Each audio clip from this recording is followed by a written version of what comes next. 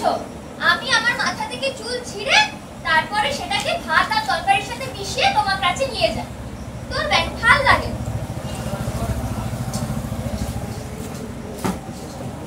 নেহাত ওই পটল আলুর তরকারিটা দারুণ করেছি, তাই ভাত খাচ্ছি, হয়তো খেতেও না।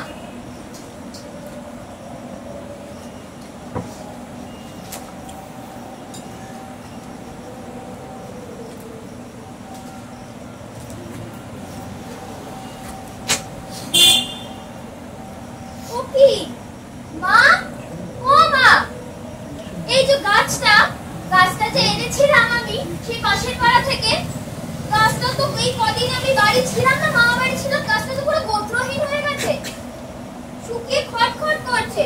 তুমি মোটে এক ফোঁটা জল দাওনি না? আহারে, কত সাথের গাছটা আমার। এই যে মামা বাড়ি যাবো তাতেও একটুখানি শান্তি। আপনারা জানেন ওই যে আমার মামার যে ছোট্ট ছেলেটা কঙ্কা, মামা বাড়ি গেছিলাম, ওর পেটে ব্যথা হয়েছে। এবার আমার মামি আমায় বলছে এই ভাই ছোট, তাই ওর পেটে ব্যথা আগে হয়েছে, আমরা ফোন দেখি বলে নাকি ওর পেটে ব্যথা হয়েছে। এটা কোনো কথা হলো? যখন ছোট ছিলাম তখন আমাকে বলতো, যখন নাকি আগে টিভি ছিল, টিভি দেখলে নাকি পেটে ব্যথা হতো। এটা কখনো হয়? পেটে ব্যথার সাথে টিভির কি কখনো কোনো সম্পর্ক আছে? বাচ্চা বলে যা নয় তাই বোঝাবে।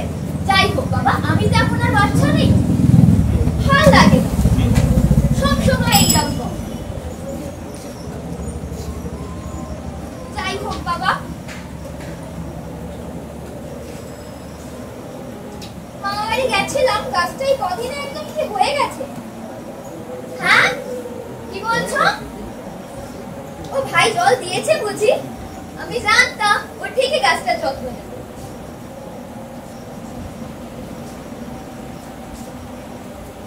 এই গাছ তুমি জানো, আমার আরো দুখানা বন্ধু আছে, একটার নাম কঙ্কা আর একটার নাম ভাই দিয়েছিল, তার নাম হলো সোনাঝুরি। অবশ্য ওই নামটা আমার মা বাবার তিনজনেরই পছন্দ হয়েছিল। তোমার কি নাম দেওয়া যায় বলো তো?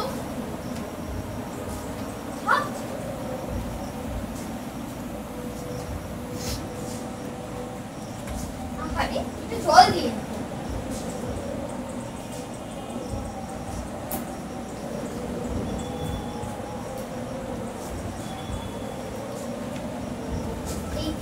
বেশ একটু জল পড়তে কেমন সুন্দর তরতাজা হয়ে উঠেছে গাছটা। এক কাজ করি, তোমার না আমি সন্দেশ দেব, যেমন মিষ্টি দেখতে তেমন মিষ্টি তোমার নাম। মা, ও মা, এই নামটা যদি সন্দেশ দিয়ে কেমন হয়? ভালো হয় না বলো? তুমি জানো গাছ, আমার আরো দুটো গাছ আছে, আমি আর ভাই দুজনে মিলে ওদের সাথে বসে গল্প করি। তোমাদের তো প্রাণ আছে, আমি তো বইতে পড়েছিলাম।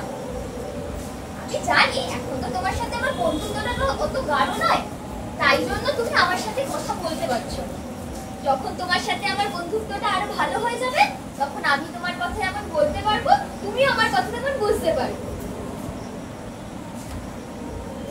তোমাকে চলো আমার ওই যে আরো দুটো গাছ বন্ধু, তাদের সাথে গিয়ে রাখো, তাহলে ওদের সাথে তো আমি ভাই দুজনে গল্প করি, তখন তোমার সাথে ভালো বন্ধুত্ব হয়ে যাবে, তোমার সাথেও আমি ভাই দুজনে মিলেই গল্প করবো। তুমি জানো গাছ, আমি আর ভাই যখন গাছদেরকে দেখি, তাদের সাথে বসে গল্প করি, তখন আমার আর ভাইয়ের দুজনের না টিভি দেখার কথা মনে পড়ে, না মনে পড়ে ফোন দেখার কথা। তাদের সাথেই মনে হয় বন্ধুত্ব।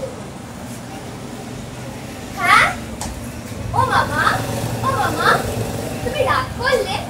কি করবো, তুমি তো জানো আমার ওই ভাতের পাতে চুল বললে মোটে ভাল লাগে না খেতে, কেমন একটা করে যেন শরীরটা। ও মামা, তুমি রাগ করোনি তো মা? তুমি তো আমার ভালো মা। ঠিক আছে মা, আমি তাহলে পড়তে বসি। গাছ বন্ধু, তোমার সাথে আবার পরে দেখা হবে।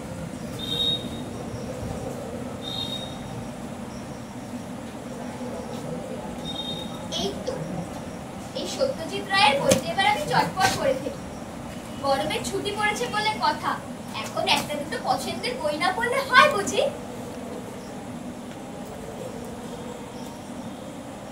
এই